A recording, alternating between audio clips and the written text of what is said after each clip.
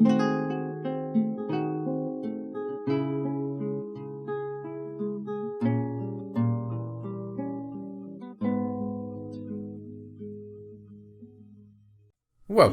to episode 8 of Merchant Slipped. In the last episode we finally cleared the cavern layer of all monsters. Currently there are some Dwarves running around at the caverns, so we decided to lock the door leading into the caverns for now. Those Dwarves will probably move on in a while, so then we can reopen the caverns. Tirist, our fortress mayor, is doing all he can to keep the peace between him and the military, and got some help from a fall on debt. We joined our Dwarves on the 3rd of Slate in the year 103. We've been here for 3 years already. Let's take a little tour through our fortress as it is now. I'll check around to see if we can see our starting 7 Dwarves around as well. Here on the top floor we can see that the elves are still loading their animals after having traded with us recently. We've also recently expanded our refuse pile out here since the caverns had a lot of animal remains in them. We've put them out here. I'd love to put the refuse pile outside of our walls, but that will mean our Dwarves need to move outside the wall every time they throw something away. And I prefer to have them stay inside. So for now I guess this is how it's going to be. It might not be the most grandiose sight for new traders to behold, but what can you do? You can occasionally see some visitors leaving the fortress. They are the visitors of the Bulbous Berries, our tavern. It's attracting visitors from far and wide now. A floor lower we can see our military squads are busy training and sparring. In the new plans deeper underground they will get more impressive training rooms, but for now these will have to do. Looking around we can see Moral and Urvat sparring in the room to the right. Moral has had a pretty important role in our fortress up until now. She is the militia commander of our group and has had many run-ins with the leadership in the fortress. She's one of my favorite dwarves and she seems to be doing well in the fortress. Though tough on the outside, she has a big heart. She helped numerous military dwarves in trouble already, and she felt sympathy doing so. She is a bit uneasy not being able to pray to her god of choice, but when the new fortress plans are done, we'll get a few extra temples. She does feel a bit bitter after all the arguments with Tirist, but she has an outlet honing her battle skills and sparring. She is unbreakable, unbelievably strong, amazingly agile, and absolutely inexhaustible. She's also the one who killed Anna, the Forgotten Beast. In the time she's been here, she's grown to be a great axeman and particularly disciplined. Yep, she's the meanest, baddest dwarf in our fortress right now, I think. We'll see some more of her soon, I'm sure. Urvat is a little less known.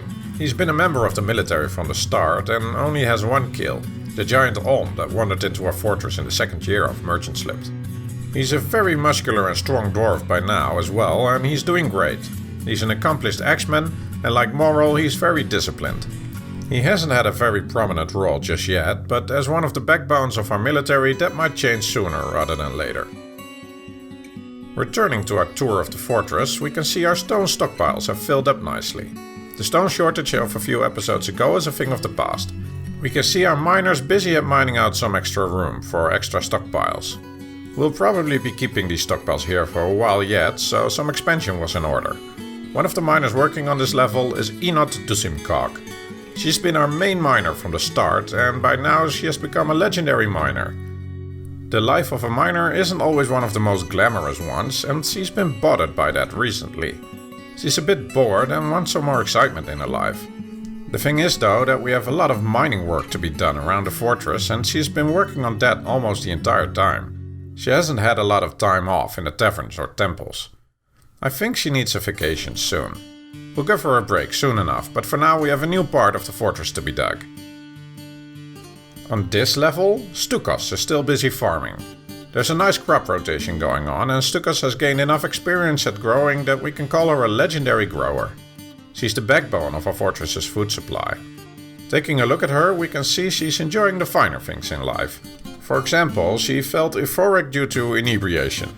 She's doing pretty well, though she does have some distraction after doing nothing creative, and she's having some trouble with an unexciting life. Maybe in the future we can let her join some sparring sessions in the military, or let her create some crafts. But she's our only farmer with some decent skill, so for now this will have to do. On this floor we can also see our main stockpiles, which are filled up nicely, but there's still plenty of room to go. In the animal room we can see we have quite a few dogs already. Our animals have been breeding a lot in the last years. We already have over 20 dogs and 4 cats in our fortress. We might start training our dogs into war dogs soon. 3 of our cats have adopted owners and bonded with dwarves. We'll have to keep an eye on that. If things get out of control, we might have to geld some of our male cats, but for now we're okay. A floor down, we see our main floor. To the left is the Bulbous Berries, our tavern. It's always busy in there. Our last trade with the elves brought us some instruments, and they have been brought here now. This helps the dwarves with their songs and keeps everybody in a good mood. As long as no new lady consorts decide to die right in the middle of the place, it'll bring happiness to all.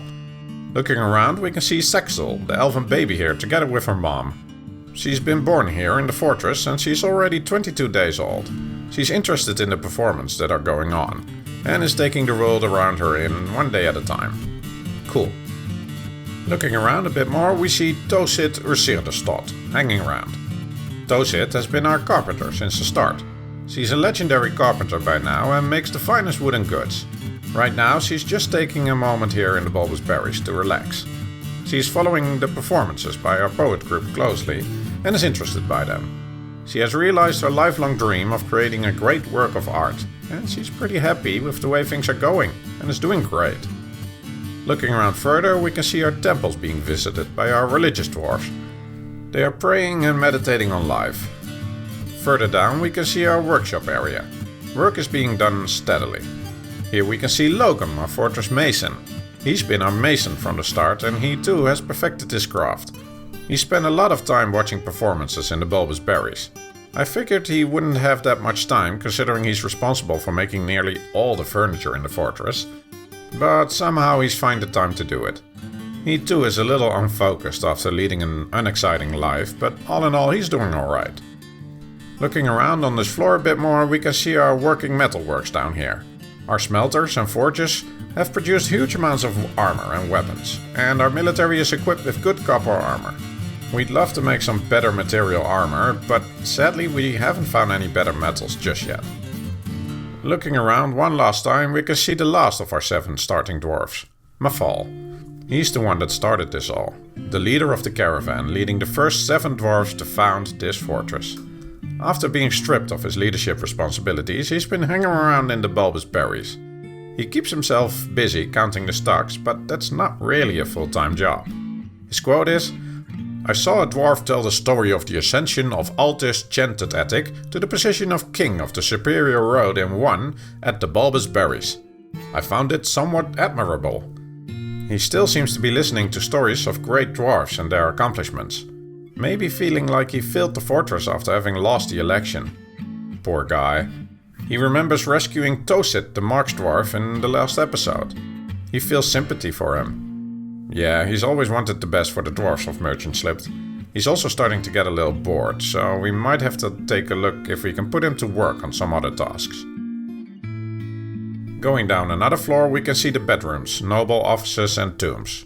Last episode we took a look at the tombs, so we'll skip that now. The bedrooms are all filled up. There's a lot of room here, but we have a total of 93 dwarves, and if we want to achieve our ambitions we need more bedrooms. We need our lower level bedrooms to accommodate all dwarves. On this floor we can also see our noble quarters. Up here is Obok's quarters.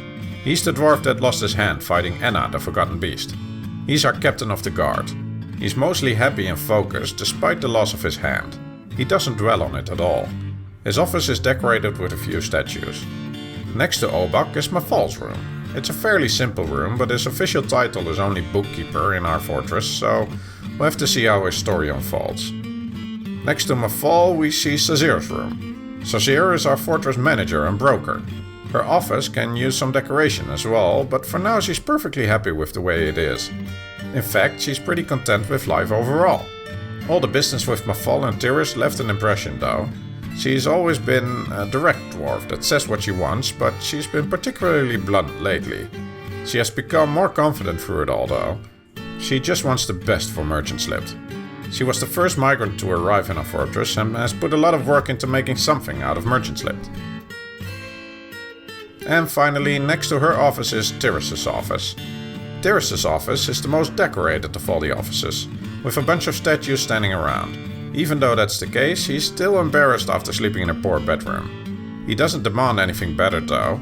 He probably still has a simple bedroom somewhere as well that he hasn't given up yet and sleeps in occasionally. We'll have to find that and assign another dwarf to it, so he uses his nicer bedroom. He still has restless nights thinking about his injury and recovery, and still thinks fondly about his time in the military and sparring. Maybe we'll let him join the military squad later. He's a dwarf made for the military, and though he can't use his right arm, he might still be useful. It will have to be in a new squad though, because there's no way in hell he'll join mayoral or Obok squad. We'll see. Maybe it's a better idea to have him practice a craft first, see how that affects his arm. So that's basically our fortress and our most important dwarfs. If we go further down we have the cavern entrance, and further down still we'll get to our new fortress. The fortress our dwarfs are still busy carving out. I want to take a look at one more dwarf before we move on though. Jenkins. Jenkins is a dwarf that earned his nickname when he charged into the caverns the second we opened the bridge earlier, even though it was filled with dangers. He made it out of that encounter with just a few scratches and bruises though, and after Tyrus was hurt in the goblin siege, he was the one who volunteered to take his place in the military. Against better judgment we accepted him, and since then he has been injured in just about every attack there has been. Always minor wounds though, and right now he's pretty healthy. He does still have an infection though, so hopefully that won't affect him too badly. He mainly feels ferocity remembering being attacked earlier. He does feel cooperation is very important, no doubt something he learned after charging into battle head first a few times. He also believes that those that sacrifice for others to be deeply respected. Perhaps that's his main motivation to always stand at the front of the line. Well, keep at it, Jenkins. He hasn't actually killed anything yet, but I'm sure that will change sometime in the future. After some time has passed, this dwarf catches my eye. Kivish Eruskan. She's in a terrible mood. She used to be in the military for a bit, but it seems the military life just didn't quite suit her. Apparently she watched the decay of a pet. I wonder if she was the owner of the cat that got mauled when the goblin siege took place. Anyway, Tyrus has given her a crafting job. She's a stonecrafter now. So hopefully she will get some fulfillment from a new job. She's been visiting the bulbous berries on occasion, so that is sure to lighten her mood. We'll have to keep an eye on her. In the meantime, the Dwarves have moved on from the cavern, so we opened the caverns. There are some monsters hanging around occasionally in the caverns, but they mostly don't pose a huge threat. One peasant, Ilral, was hurt pretty badly by a giant cave bat, and he has some minor nerve damage, but he'll be okay. It's the risk of leaving the caverns open to all dwarves. With Kivish on stonecrafting duty, we made some nest boxes as well. As you can see, our chickens are occupying them straight away. This way we can get some eggs into our food stockpiles. This will help us diversify our food stocks. Maybe some chickens will hatch before our dwarves collect the eggs as well, adding some chicken meat to the stockpiles. Sazir, our fortress manager, will also make sure our cooks start working on lavish meals from now on. They've been making fine meals up till now, and I have no idea how or why they did it, but they have over 700 of them. I guess we'll try to trade some away soon. Now, I'm still pretty worried about Kivish. She's still running around being stressed and feeling gloomy overall. Now, Tyrus knows very well from the mountain homes that dwarves that are not happy will cause some trouble sooner or later. Now, we're not quite ready to take too drastic measures, but we need to do something. She's missing her family and friend and is bored a bit, but with her new stonecrafting job, she has something creative to do, so that should go away eventually. But I see she's also a worshipper of Torish, guard-blocked. We still had a bedroom space empty, so I've made that a small temple to Torish, hoping she'll meditate there and get rid of some of the stressful feelings she's experiencing. It doesn't take very long until our new little temple gets a visit from Kivish. She spends a good amount of time praying and leaves a little bit less stressed. Examining her, her quote has become, "I have communed with Torish guard-blocked, and I am filled with wonder." Good. She feels wonder after communing with her god. I've seen plenty of dwarves join her in the little temple, so we'll keep it around for a bit. We need to hurry working on our new temples. They have been dug out along with most of the new fortress, so I think we'll start working on them right away. While the work on the temples is progressing nicely, we get another migrant wave. Very good. We are still in need of some more dwarves. 8 new dwarves join us at Merchant Slipped. Very good. Get to hauling. There's a ton of stones lying around in our new fortress that need to be cleaned up. Get to it. In the meantime, Cole Avusperdan has been working on creating a new artifact. Ramzagot Extakrolof. This is a basalt amulet. All craft dwarfship is of the highest quality. It is studded with copper and encircled with bands of rose-cut smoky quartzes. This object menaces with spikes of granite, crystal opal and giant cave-toed bone. On the item is an image of Daggerloft, the basalt mug in basalt. An image with an image of an earlier item on it. Very nice. We join our dwarves again a few months later. Besides some minor scuffles in the caverns, not a whole lot is going on. The mining in the new fortress is nearly complete, but not much interesting is going on at the moment. When Tyrist returns from inspecting the new fortress, he walks past the bulbous berries and he sees Ral, the tavern keeper, arranging some furniture around. He steps in and asks Ral what he's doing. Ral replies that it's been a year since the last election, so it's time for a new one. Oh, right. I forgot. Terrace turns around with a worried look on his face when he sees Moral standing leaning against the door. Oh, hey, I didn't see you there. So elections are coming up, huh? Yep, it's been a year. So, is anyone running for mayor? You haven't heard? I guess not. Heard what? There are loads of dwarves running for mayor. I think about 10 dwarves have stepped forward wanting the position. A lot of dwarves feel that the mayor shouldn't hold office for more than 2 terms. Oh, really? Is Mafal running? Nope, it doesn't seem that he is. Sodol Etrigov walks into the room. He salutes Moral. Hello, ma'am. Oh, Tyrist, how are you? Ready for the election? Both Tyrist and Moral nod. To be perfectly honest, I didn't realize the elections were coming up. I've been so busy on the new fortress. Really? Well, it's good to see you've been busy. I'm very curious to see who the dwarves will elect. There's so many candidates this year. yeah, me too. Though I don't even know who are running. Oh, well, I am, Toulon is running, Kivish, Zuntir, just to name a few. Oh, well, I guess we'll know tomorrow. Yeah, good luck. I know a lot of dwarves feel 2 terms in office is enough for a mayor. Yeah, so I've heard. Moral and Sodol leave the room and Tyrus goes to his office.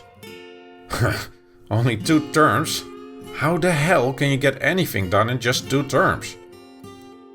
Well, that didn't stop you from running quite aggressively after my 1 term. Tyrus is startled by Mafal, who just entered Tyrus's office. Oh, hey Mafal. Well, that's different though. I mean, the fortress was in quite a tough spot with Aval's accident and all. Yeah, well, you've had quite a few accidents yourself now. I also think that the dwarves expected you to be a strong military leader, but you left the squad right after your injury while you keep Obok as captain of the guard when he just has 1 hand. People feel that's a bit hypocritical. Hey, Obok wanted to be in the military. Yep, and I guess you didn't. And that's disappointed a lot of the dwarves. Well, I guess we'll see tomorrow.